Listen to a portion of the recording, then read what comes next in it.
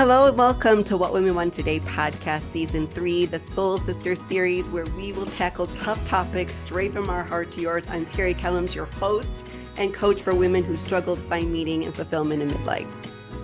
I am Amanda Keeper. I am your new regular contributor. I come straight from the Midwest, Rockford, Illinois. I'm a public speaking teacher and leadership development professor. I'm also a coach and clinical mental health counselor. I am so thrilled to be here, and let's get started. Let's do it. Hello and welcome to this week's episode of the What Women Want Today podcast. I'm your host, Terry Kellums. And today I have a guest on the podcast with me. I'm so excited. Her name is Maria Sabando. Is that right? Maria, is That's correct. Yeah. Oh, good. I usually murder those. So Maria, you're from New York, right? Actually from Jersey, East Coast, close. Yeah. Short Hills, New Jersey, good old suburbia. Did you grow up there? I did. I grew up there my whole life. I went away to college in DC, but I came back home and I love Jersey. I'm here. I'm a suburban girl. I can definitely hear your accent. I can hear the Jersey accent, right? It's kind of hard to avoid. So yeah, I got married here and raised my family, and I learned to just love life around here. Yeah, well, that's a good thing. That's a good thing to be happy where you were planted, right? Yeah, very happy with the whole suburbia scene. I know I went to school at Georgetown. I went, to DC. I loved it there. I love my education. But ultimately I returned to my roots and found myself here. I landed here. I grew up in the Midwest in Illinois, like right on the border of Illinois and Wisconsin. And after the birth of my last child, I was like, I need more sunshine. So I started researching and I started asking everybody questions like, where have you visited in the United States? Where's been your favorite places to vacation? Where have you lived other than here? And I just asked everybody. And I kind of had it narrowed down to a few states and came out to visit Arizona in, I think, 2005, the first time, and just fell in love with the desert and the sunshine. And I don't think I would ever go back. I don't think I'd go back to Arizona is beautiful. We've been there a few times. I could see why you would fall in love with it. Yeah. Definitely. It was quite different. I grew up in a really small town, I think about 4,000-ish people. And I came out here and I was in Phoenix, which is, I think, the third largest city? I should probably know this. It's somewhere at the top of the food chain. And I was so overwhelmed at how large it is. Really? So yeah. Oh my goodness. Phoenix is just, it's sprawling. It's very sprawling. I don't live there anymore. I live down in the southern part of Arizona, which is much smaller. I kind of live out in the country but yeah, I don't think I would ever go back to Illinois. You might lure me somewhere like Florida to be closer to the water, but I don't think I'd go back to the those Midwest. warm days are kind of hard to resist. That's beautiful. I know, right? I would love to be someplace warmer, but not right now. We're good here. Has spring hit your area yet? Are you having spring yet? Not today, Terry. I'm like, I went outside. I said it's winter today. I'm a warm girl. I like sunshine. And as it happens, the sun just came out just in time for us to talk. So I'm very happy. But Jersey's been having strange, unseasonably warm weather. We had 80 degrees a couple weeks ago. I was out lounging by the pool, sucking in the sun because I knew it wasn't going to last. It's just Jersey's very unpredictable with the weather. So I'm a beach girl. We have a little place at the beach, Southern Jersey. So we travel there sometimes. And I tell you the truth, I'm much happier there. I'm a beach girl. I like warm weather. When I travel, it's always someplace warm. You won't find me going skiing or anything. It's always going to be warm, head south. That's where I belong. Yeah, I don't blame you. Especially as I'm getting a little older here. There's something about being near the water, though. It's just very. Tell me about it. Oh, soothing. I know. It's very, very therapeutic. So Maria, you wrote a book. Yeah. How exciting. What prompted you to write a book? I wrote Loving Life at 50 Plus, Embrace Aging Through Humor and Wellness. Oh my God, Terry. It started off because I really wanted to write a cookbook to share what I have learned about my cooking skills and my family Italian heritage. But it ended up to be so much more. It ended up to merge with another idea I had about I always wanted to write a book about when you get to that 50 plus point, or even 40 plus point, women get scared. Like, what's the problem? You shouldn't get scared because they get this fear, I'm midlife, I'm halfway to 100. So instead of being afraid of it, embrace that and don't and embrace the fear and celebrate your life and celebrate everything good about your life and just have fun. So now what better way to celebrate your life than with cooking, which is like a ritual, especially always in my household. And not only is it some way to celebrate, it's a therapy. So I created this book to help other people the way it's helped me. Cooking is the one thing, huge. And then I talk a lot about yoga because yoga helped me. It's not just exercise, it creates that balance. And I think to when you get up there in age, um, you have to try to stay young. And I don't mean like you're not going to be like fountain of youth. You're not going to have skin like a 20-year-old or even a 30-year-old, but you are totally going to find that place in your life where you have balance. And the physical exercise of yoga plus the meditation and breathing So helped me important, right? maintain my sanity, as well as being in the kitchen and cooking. And I said, why can't I write a book and share this? I was scared to write about it because people were thinking, how is cooking and yoga gonna like be like this? Guess what? It is for me, so maybe it is for you too. I mean, I'm 54. I found myself empty nester. I have a wonderful husband, but my daughters are in college. One's 22 and one's 19. Beautiful girls, and we did our job with them. I mean, they still need us on some level, but Exactly. I found myself with an unexpected empty nest, and I said, if not now, then when? Now's a good time to express myself and go on What did this your ride. daughters think about you writing a They're book? like, you're really doing it? You're really doing this? And they were honestly, they didn't really, it was a gradual process. It took about a year and a half, 2 years. So they would see me working on it when they were home. They weren't always home. And I would tell them, but that's great, mom, congratulations. But I don't think it was a reality. I don't think it hit home until they saw that the book cover and the pre-sale order. They're just like, oh my gosh, you really did this. This is really good. They saw the website, and the website piggybacks off the book, and they were like, wow, that's you. It's exciting. It's I'm writing at a great time because with all the technology, you could create a website and you could expand on what you wrote in the book and share more, reach more people. It's my wish that everyone goes to the bookstore once a month or goes to Amazon and reads, if they have the time, reads books, even Kindles and whatnot. But a lot of people, they vie for the social media, which is fine. But I want to facilitate the website as a way to lead them to the books because reading is just such a great thing. Think I saw a number that there was like 3.9 million, I think it was, book sales last year. So people are still reading, you That's know. that's great. It That's great is for me great. too. It is great for I you. love that. I love that. Yeah, You go to Barnes and Noble and it's packed with people, and I know myself, I get lost in there for days. me too. Me too. So Maria, I started thinking of you as Marie, so I hope I don't call you that too That's much okay. today. I Yeah, Maria, apologize. that's okay. Yeah. So do you think you sort of got this like love for life, this kind of zest for life from your mom? Like, or do you feel like it just I have a love for life, but I'll tell you, Terry, it wasn't always good. I mean, you have to go through some stuff in order to get kind of a revelation or reform. Reform's a bad word, but I've been through some stuff. I had a mild eating disorder when I was younger. I never could really find focus in a one career path. Um, Either because of lack of confidence or lack of decision making. I couldn't find one way to concentrate myself.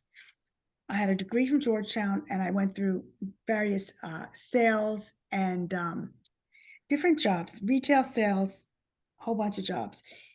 And I didn't really find myself happy and fulfilled until I got married to my wonderful husband, Otto, and had my two daughters, Alyssa and Emily. and it was wonderful. And then I got to work in the capacity of being a mom and also working within the schools. I ran a whole bunch of committees, and I volunteered with, they also did the church, and I volunteered with the church, and even stuff with my husband. He's a doctor, the hospital, charity events, and it's awesome. But I, when they left, I said to myself, I have a full life. I have a full life with my husband, but I'll be honest, there was something that was really, there's a little niche I had to fulfill it. I always Right. wanted to be a writer, and I never had the time to really explore that. Sure. So even when I was working, I was being a writer was kind of like a pipe dream. Yeah, Now, what better time? You know, exactly. you don't If, retire. like you In said my earlier, mind, if I not can't now, retire. when? Yeah. And not that I can't retire, like physically retire. I can't do it. And it's nothing wrong with retiring, but when you're like a semi-workaholic, which I am, it gets a little, retirement's kind of, you know, weird. You feel like you have too much time on your hands? Restless. Restless. Restless. Got Yeah, yeah. Because my last job was in sales, and it kept me very busy. Sure. I left for certain reasons that I felt that it wasn't my lifestyle anymore. I needed to slow down. Uh, and I thought a life of leisure might be something that I could do, and maybe do some volunteer work, because I'm very involved with my church, etc. But then I said, I'm missing working. I miss the work. That Working, intellectual I'm stimulation. programmed. Yeah. Exactly. Yeah. I'm programmed to work. It being part of a family is wonderful, and holding down the fort's wonderful, but I'm programmed to work. And so let me try my hand at writing. Started writing. Then I kept writing some more. I said, oh my God, this is leading to a book. So I have to do something with this. So how long do you think it took from start to finish? I know. I was just trying to figure that out now. I think it must have been like, it wasn't, I've been working on it on my own before I actually started to bring it to print. So I would say about no more than two years. Okay. Because I've heard women say, like real short, and I've heard them say like up to 3 years, because I interviewed one lady on the podcast, and she just originally started just writing them down as stories that she wanted to remember. And then eventually she was just like, oh, I should probably write a book about this. So It's a calling, interesting. definitely. It's definitely a Yeah. calling. Yeah. And I admire those authors who do fiction. Maybe somewhere down the road, I've toyed with fiction, but somewhere down the road, maybe fiction. But my forte is really nonfiction, which actually it's a little easier than those wonderful people who do fiction. I read a lot of fiction books, and I love it. But those, I imagine, I could see myself not really whipping chapter after chapter out every Yeah. day. I I think the short story thing is, I recently read an author who did a bunch of short stories, like you were saying, and that was really interesting, and really helped my interest. I love it. Yeah. I've always wanted to write a book too, but I never quite knew what I would write. I thought it would be fiction just because I've always been a fiction reader, and I thought, fiction can take you to another place, so I love the idea of an escape to another place, and I've learned so much. You don't typically think of learning anything by reading a fiction book, but I mean, by reading, I've been all over the world. I've been to London, I've been to Africa, I've been to New York, Oh, and I've never wow. physically been there. I know, right? It's escapism. That's why I do it. I actually Yeah. wish I had more time to read, believe it or not. Careful what you wish for. Now I'm totally busy. Yeah, So exactly. the reading has become a guilty pleasure, and I try to do it when I can. So let's talk about midlife a little bit. So how Yeah. old were you when your daughters left to go to college? How long have you had an empty Well, nest? okay. So there, one is 22, and she's a senior in college. One is Mhm. 19, so she's a freshman in college. So circle back. So that was 4 years ago. So actually, I turned 50 when one of them left, and then the other one, the second one left when I was 53. And I'll tell you something, I took much harder than the second one, for obvious reasons, because she was the last one. Only have two daughters and two children. Mhm. She was the last one. She's your baby. She is my baby. And it wasn't that, you know I was all alone. I have my husband. However, as much as I adore him, he has his life at work, which, Mm-hmm. I don't expect to be a part of that because guess what? That's his work. And I'm very supportive. I love hearing about it. But I don't work with him or work for him. So, when he leaves for that day and he goes a long time, I'm a person too. I need to have my own identity. And as crazy as it seemed, my whole identity was wrapped up in two other women who are now It's not totally independent. crazy. Yeah, it's not crazy at all. I think a lot of women go through that. You're so, like you were saying a little bit earlier, you're so, involved in a lot of your activities every day are wrapped up in taking care of a family. And then all of a sudden you look around and you're like, okay, who am I supposed to take care of now? I think a lot of women start asking that question is, my purpose has been taking care of my family. And now what is my purpose from at this point going forward? And so what stage of menopause are you at currently? Are you Well, yeah, postmenopausal? I just got there. And Okay. so in the middle of these emotions, these circumstantial things that are going on, and them leaving, I have the biological problems, Mm-hmm. the sluggish metabolism, Sure. let's just ignore those numbers on the scale. They don't matter. And Yeah. then, yeah, and then, It's great when you can finally make peace with that. yeah, and Yeah. I'm almost there. It's a journey, Yeah. a I mean, journey. I'm not gonna try to pretend that I never think about what that number is.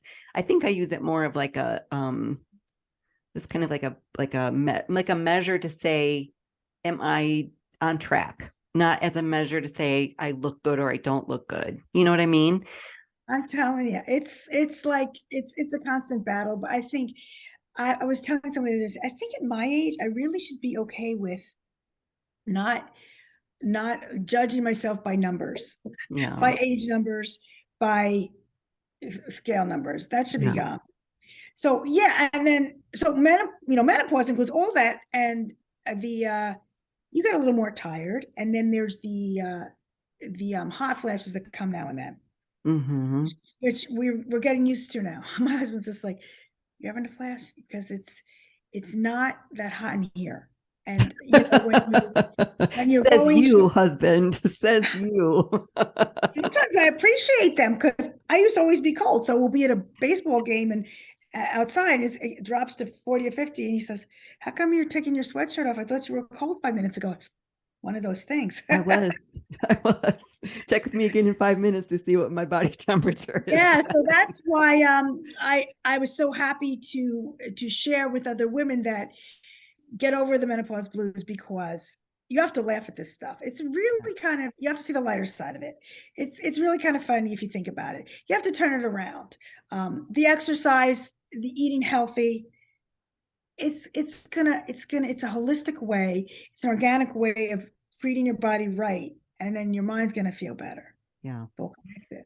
The other morning I woke up on the wrong side of the bed. I'm trying not to say that I'm not a morning person anymore because I don't want to call that into existence, but I don't always wake up very joyfully. So I think it's because I That's don't like sleep well. that's like Menopause, 90% of the population. right? Well, menopause gave me the gift of not sleeping well. I've been struggling with that for quite a long time and I've tried so many different things, but on the nights when I don't sleep well, I'm especially not as joyful in the morning, but he I know said, you're up with me. yeah, he said to me, he goes, well, go to the gym, honey. You'll always feel better after you get back from the gym. And I thought, well, you noticed that, like it is, it's like you said, it's like nobody goes to McDonald's and comes away from it and goes, God, I feel great today. I've never heard anybody say that.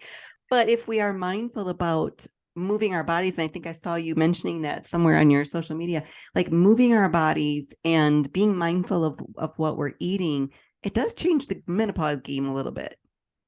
Right, because it's a hormonal situation going on. Mm-hmm. And it's unfortunate because there isn't a heck of a lot of information, or maybe not enough known about the whole hormonal menopausal connection. I'm still trying to get my hands on some more information about that. I But think it's there's a getting definite. better. I think the information is Yeah. getting better. I think the conversations around it are getting more frequent and more comfortable. I noticed the United Kingdom is doing a much better job than we are in America. like in America, I feel like, it's okay to talk about heavy periods, birth control, childbirth, pregnancy. Not as pleasant to talk about, women going through hot flashes, gaining weight, and, not sleeping well. So, You are so right. Oh my goodness. It's so funny that you say that. I've just been binge watching Catastrophe, the series on I think it's HBO. Well, it's called Catastrophe. It might be Netflix, sorry. And it's about a British woman who has a baby late in life, and it's amazing. You just dead spot on everything you said.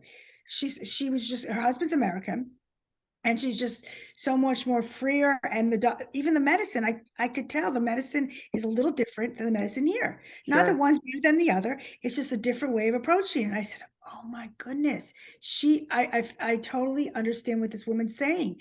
It's a lot of people, women are having children older, Mhm. and the challenges they face, but how wonderful it could actually be. Yeah. So I have kind of like two separate families. I got pregnant really young and had three children before I was 20. And then I had a child at 30. Oh my gosh, the difference. That God like bless you. 10ish, that 10ish years, it was just so much harder on your body when you're 30. So I can't imagine being any older than that and having a child. You don't bounce back as quick. The aches and pains are more prevalent. You're more achy and, so totally different experience, but I can't imagine being any older than 30 and having a baby. And, I interviewed a woman on the podcast once, and she said that when we start to go through menopause, there's a hormone that we have. And I think excuse me, I think she referred to it as the hormone that makes mothers not want to eat their young. It's like this nurturing hormone that we start to lose. And I think it's Oh, that same hormone that when you're in Target and you're shopping and you hear some child screaming like a couple aisles over, you say, thank God it's not me. And you keep pushing your cart. yeah, hopefully in your head. Yeah, I know. I've been there totally. I know, I know. There are days when I flash back to the childhood when the kids were young, and I said, "Oh, that's when they used to like really think everything I said was right and true." Yes. Then you think about, if I had to do it now, I'm more tired. I love it, but I'm Oh, so much more tired, right? oh, I know. And we've got one grandchild and he's 7 and he Oh, doesn't live close to us, unfortunately, but my husband's oldest son is now married and, they're talking about having babies and, they kind of tease us that we're just going to drop the kids off at your house. And I'm like, oh no, boy. I I'm will, like, let me think about that. I will do it when it's convenient for us, when when I've slept well, when all the universal signs line up, that's when I'll babysit. But no, I just like to teach Yeah. them. I love that. I love that. I know It's just you're never harder when really you ready for the kids or the grandkids, but when they come, it's great. Yeah. I wouldn't know. I'm not a grandmother yet. So did your mom talk to you at all about menopause? Did she share anything that she had My been mom, through? And no, no. My mom and I talk now about it rather than previous. Well, I guess what you meant. Yeah, now. yeah. Um, my mom, well, she didn't have me when she was that young, so it was like when when I compare notes with what's going on with me and her. She said she got it when she was younger. She got it younger than I was, and it didn't last as long. It was very quick. Okay. Okay. Mine's lasting little longer. Yeah. And really, she's like, that's surprising because I thought ours would be the same. Mm-hmm. Um, but it wasn't like a discussion that we ever thought about. It just kind of happened. Mm-hmm. You don't know when you get older, you go through the changes of like the hormone changes with the emotions. Sure. And I've seen those emotions, and our family's very Italian and very emotional, and I like that. I like that because it shows a certain zest for life, which is nice. Absolutely. When you're talking hormones, that could get things could get a little elevated, and my husband's used to it now. Yeah. Yeah, What would your husband say is different about you now than, previous before all of the hormones started changing, you started going through the menopause process? that is a great question.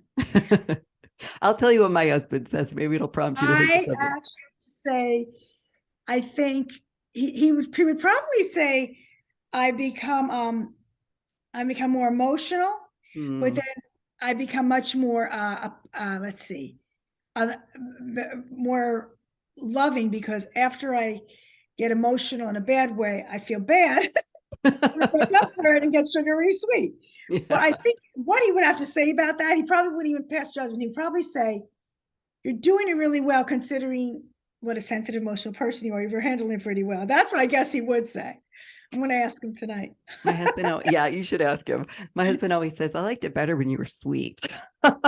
Because now, Oh I my mean, God, I because can't now imagine. I just, I'm more vocal about things. So I think that's what he means. But It's like modern women now, and we have to deal with a lot because we're women. So, mm-hmm, um, and I being one of the privileges of being older than 30 or 40 is you get to express yourself, because first of all, you got this wisdom. No one's gonna deny you that. And that's right. you got this wisdom, you survived this long, right? Mm-hmm.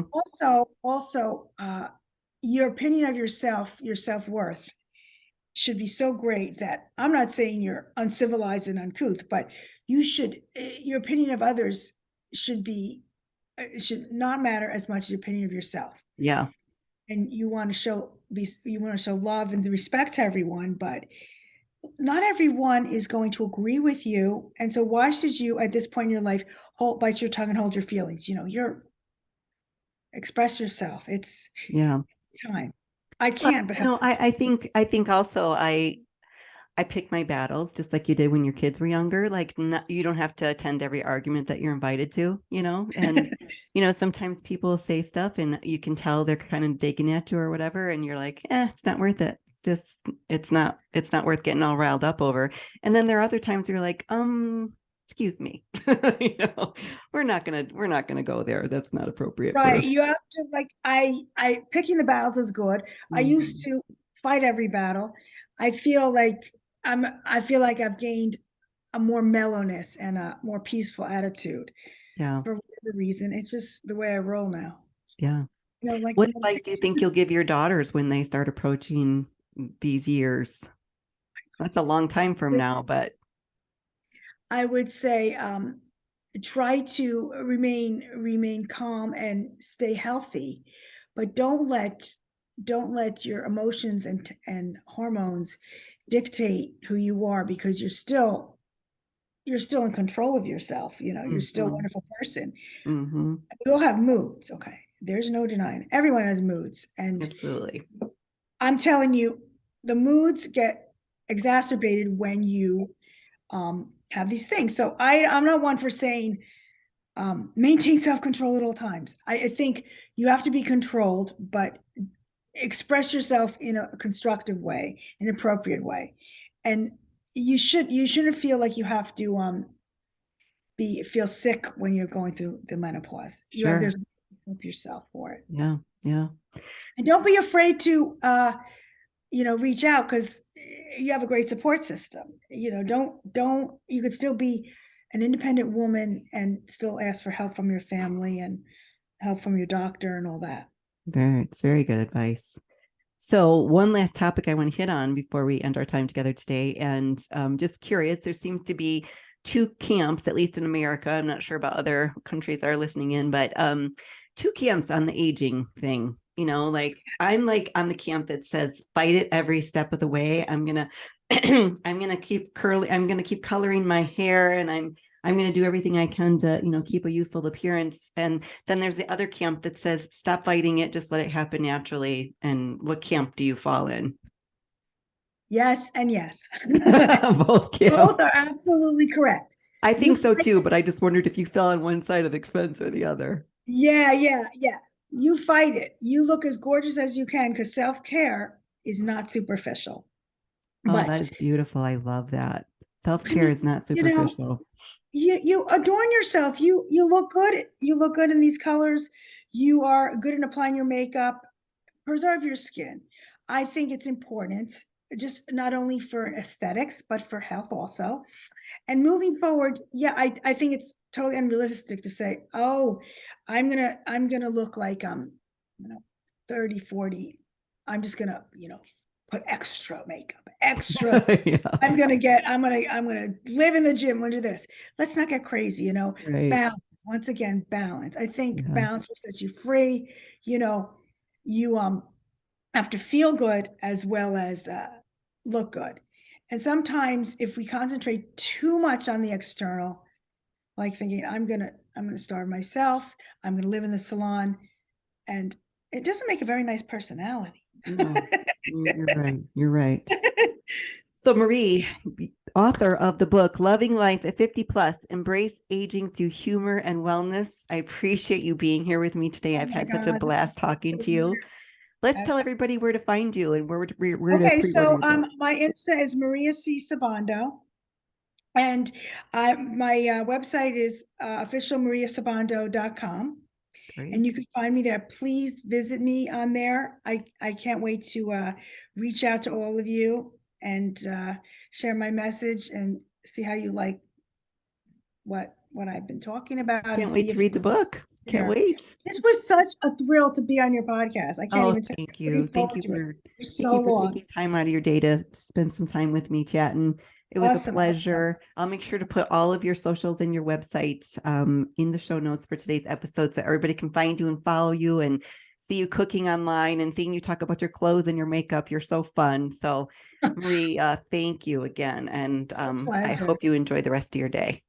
Thank you so much, Terry. I'll talk to you soon. Thank you. Well, that's a wrap for this week. Thank you so much for joining us. We're so glad to be here with you.